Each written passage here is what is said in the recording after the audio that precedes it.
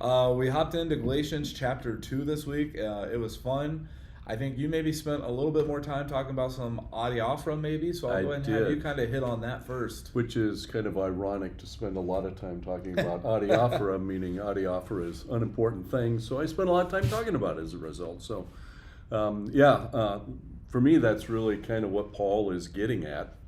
And that second chapter is when the church places too much emphasis on things that have nothing to do with the gospel message, which he defined the week before. That's usually when the wheels come off the church and the church drives itself down into the ditch. And as a pastor, I've been doing this gig for quite a while, and most church fights have been over adiaphora issues and not main central gospel issues. And so that's always breaks my heart when that happens, but that tends to be what happens. So yeah, adiaphora just is something that is not prescribed by Scripture for salvation nor forbidden by Scripture for salvation. It's just you can do it, you can not do it, but make sure that you always keep it in its proper place and don't elevate it to something that it's not. So Yeah. The big quote from my sermon this whole week was by Spurgeon, and it was every Christian here is either a missionary or an imposter. And so I walked through that the whole time. The one thing that I love about the first 9 verses of Galatians 2 is that they actually come to an agreement on kind of this understanding of the nature of the gospel. That it can be preached in different ways. Paul says, I'm all things to all people, but the doctrine that he's preaching never changes. The way he might approach it or might deliver it is a little different, but the nature of the gospel is always the same. And so one thing I said is we have to preserve the gospel, and he was doing that for the Gentile churches, and I think that's part of our call today is to help continue to preserve the gospel for the generations that follow us, making sure we are proclaiming the one true gospel of Jesus Christ instead of the false gospels that we've talked about over the last couple of weeks that are out there. And so that was exciting. The thing that excited me most about the sermon is I talked about verse 10 the most, which Paul, the other apostles told him, the one thing we want you to continue to do is to address the needs of the poor. And he says, that's one thing that I'm working on doing. So I spent a lot of time talking about different ways right here in our community and even nationwide and worldwide that we can address the poor. I think you did some of I things. hit some of those too. I wish I would have looked at the schedule ahead of time, because Do Good Week here in Omaha starts tomorrow. And so nonprofits, you can go to Share Omaha on their Facebook site. You can look up Do Good Week here in Omaha. And many of the nonprofits that I think we both listed have activities, have volunteering opportunities, have a plethora of things that you can get involved in to help do good here in Omaha. And what's really good is these are religious organizations that are not only doing good, but they're also sharing the good news. But so you don't feel guilty, people can actually do good on days than Do Good Sunday. Yep, you can start today if you would like, or next Tuesday. So, Absolutely. What are some? I know we both lifted up the 114 Center Pantry, which has been so exciting to see. I love walking outside on the first Sunday of the month and looking at the volunteers, looking at the guests that are using the pantry. And just seeing the joy that's being brought there. I pretty much stated that physical needs have to be addressed first before spiritual needs. And I started off the sermon and I ended the sermon with a story that was actually true about a mentor of mine who I asked him to be a mentor. He bought me lunch when I took a roll of quarters, and I was trying to look at the menu to see what I could buy for the roll of quarters. And his name's Paul. He thought he looked at me like I was crazy. He said, did I ask you to buy lunch? And I said, no. He bought every lunch for the first 2 or 3 years that we met as a mentor. And so he knew the physical needs that I had at the time were being hungry, and that I wouldn't listen to the gospel, the wisdom, anything he was pouring out if my stomach was grumbling louder than his voice. So, yeah, I talked about similar things that reaching out to the poor, which is the text. That's what Paul said. He said the only critique that the church in Jerusalem had of the mission to the Gentiles was to continue to reach out to the poor, and Paul said, well, going to continue to do that because that's an important thing. And so, as a congregation, I don't think we brag about what we're doing, but I think it's good for people to hear the opportunities that are out there and the things that have been done. And I agree, the pantry is a great example of a new ministry that our congregation is engaged in, and the impact that it's making in people's lives is really, really important. And Michelle's got it running like a well-oiled machine. I just love seeing all those yellow T-shirts because they just scream, I'm here to help, and that's absolutely wonderful. I also talked about efforts going on the Dana Village, reaching out in the transitional lives of kids aging out of the foster care system. Kind of a new ministry developing, and we'll hear more about that as well. And talked about the Abide Lighthouse ministry, and I know you raised that one as well. And there's an opportunity coming down the pike that we can't quite give all the details yet, but it's going to be really exciting in ways that we as a congregation become more active in that particular thing. I did quote the Lutheran Confessions too. I know that's shocking to you that I would do something like that, but I talked about how from our very foundational core as Lutherans, the Reformers said, you know what, everything doesn't have to be the same all over the place. As a matter of fact, where the gospel is preached and the sacraments are administered, there you got the church. And everything else, all the adiaphora, can all be radically different. So for Peter, his primary ministry was to the Jews. Well, you're gonna share the gospel with Jews in a different way than you'll share the gospel with Gentiles, because they're coming from totally different places. They have totally different reference points, experiences, things that are meaningful to them, and so we're just doing the exact same thing. So I had a slide up there, and it was people all over the world, and I asked the congregation what these people had in common, and first they said, well, they're all Christian. I was like, yep, you're right. Even more refined than that. And then it was like, they're all Lutheran? And I said, yeah, they are. And it was from a guy wearing a mitre hat to people in African tribal outfits with carrying sticks or pounding sticks or something. Apparently I need to go back and watch a sermon, which you can do on our YouTube or Facebook page as well. But I wanted Amy to see that there was also a girl in Mexico with a Thrivent shirt on of, you know, the theme for that particular year of helping and reaching out. And so I thought that was exciting. Wow. I did not quote the Lutheran Confessions. You can probably believe that one too. I'm not going to pass judgment. Actually, I didn't use Luther. No, I actually did use Luther this week. Well, so I didn't use Luther or Keller, but no, I actually did use Luther in referencing that. I also uplifted some other opportunities in our community. There's the Open Door Mission. We support that pretty faithfully. We have a lot of members that do. We had peanut butter. Something with peanut butter. Yes, we have Peanut Butter Sunday, which is truly my favorite Sunday. I mean, the whole East Campus just smells like peanut butter, and that next to freshly cut grass, I don't think there's a better smell than that.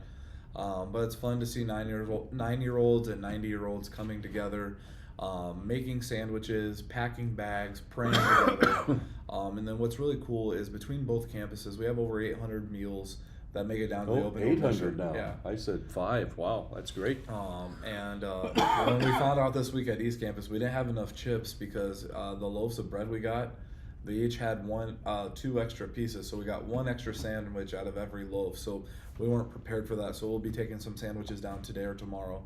But what's really cool is we have so many people coming together, and a scripture verse goes in there.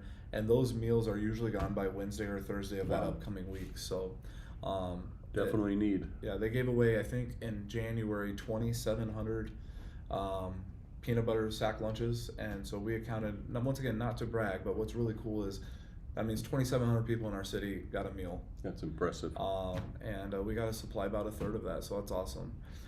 They also do homelessness prevention to keep people in their homes and off the streets. In 2022, they gave out 1.42 million meals, which that just blew my mind. I mean, that's about our city twice. It's a lot of food. So there's ways to get involved. You can go on their Facebook page, you can call them, go on their website. They're doing stuff for Do Good Week this week. Table Grace Cafe, they're another one of my favorites. They provide meals for people. You can go down there if you have money, you can buy a meal. If you have a plethora of money, you can give a little bit extra. If you have no money, you can eat and still have a good way, and then just maybe do a task within the store. If you're having a business event and you would like to have a truck catered, we use that for the block party. I think your wife has used it for a couple of things, or her company has. So that helps fuel the ministry to the homeless and near homeless right here in our city. So Great food, and it supports a great ministry. yeah. So there's all kinds of things. I felt bad. We probably left some off unintentionally. Definitely left some, but not unintentionally. We have Just can't get it all. Stevens Center, which needs meals. We have Families Working Together, which household products or anything, they go up to Wombly just about a month.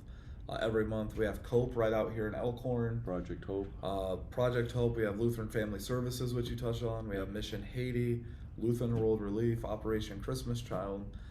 So really, there's a lot that we can do for those that would fit that mold. And I think we see the climate of our country right now. I mean, groceries are more expensive, so Yep. access to healthy, nutritious food are even harder to get. Rent and everything's more expensive. So.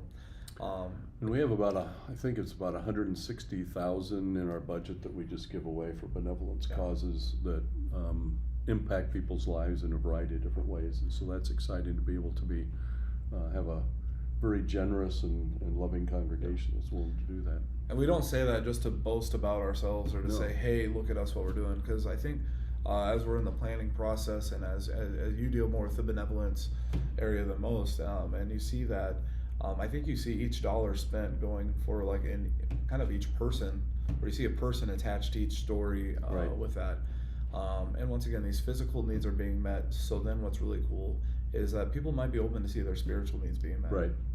Because they want to know why. Why are you doing this without any strings attached? And we do it because of a generous response to what Christ has done for us. So it's not legal in any kind of way. So I know you and I were both excited over that part of the text. Is there anything that challenged you this week? Ooh, great question. Yeah, I think talking about adiaphora is presenting it in a way that doesn't make me sound like I have no adiaphora in my life whatsoever. You do? I got my own, and it can get in the way of proclaiming the gospel because you can become so consumed by that thing that has nothing to do with eternal salvation and think that it is and it's not. And that's a hard mirror to hold up to yourself and recognize it. Or how do you negotiate when somebody wants to do something different than you do? And I talked about our conversation we had on Friday. I was sitting out in my truck waiting to come into book club, and I made a comment to Chris. I said, you can't please everybody. And Chris said, I learned that within like the first 15 minutes of being a pastor or something like that. And it's true. I mean, and that's just the way adiaphora works. So sometimes things go the way that you'd like them, and sometimes you just kind of got to go, well, we're doing it the way somebody else likes it this time. But as long as the gospel is preached, the sacraments are administered, we're golden. Yeah, the hardest part for me was I think down deep, I'm generally a people pleaser. I want to always be friends with everyone and make sure that everyone is happy together and all this. And I learned very quickly that what you think is going to appease some might not appease others, and that can be difficult. So now I kind of go in with that lens, and you can bank on it. Yeah. So what challenged me the most, I think, was just trying to put ourselves back in kind of Paul's time a little bit, and looking at, from my understanding, the churches in Jerusalem were very poor to begin with, and so looking at that, and the Gentile churches were maybe not as poor and had a little bit more there. Church. Yeah. And you kind of sit there and you're like, okay, well, how do we place this in our context now? And so that was what was difficult for me, is trying to look at, we have some churches that are unfortunately closing their doors. Mm-hmm. And we have some churches that are building more. And it's kind of like, how do we continue to navigate this and to help other churches out, to help other believers out, to help these nonprofits out?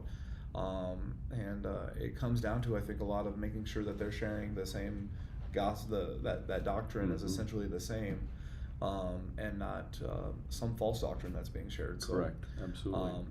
That's what I struggle with, is trying to just place myself in the text a little bit. Mm-hmm. So, but yeah. Once again, if you have any questions, submit. I didn't have any questions after service. Luckily, no questions about this. I had questions on other stuff, but not about this. Everybody shuffled out of the sanctuary and right into the fellowship hall for Peanut Butter Sunday. So That was kind of a mirror image as you were describing it out here at the West Campus too, so yeah. So we're going to be hitting up the second half of Galatians chapter 2. We encourage you to grab the study guides every week that are out there. It's cool to see that we have people using them in Bible studies and for personal devotion and for so much more. And then we just encourage you to have conversations about areas in where you see a false gospel versus where you see the true gospel being portrayed, where you think you can get involved in maybe assisting the poor and those in our community in many different ways. And intrigue us. If there's stuff that we haven't heard of or a place that we don't know, please let us know. We're always looking for how to get people involved or how to get ourselves involved in these places as well. So remember, it is confirmation weekend, so we will have some 8th graders running around getting confirmed, which is always exciting.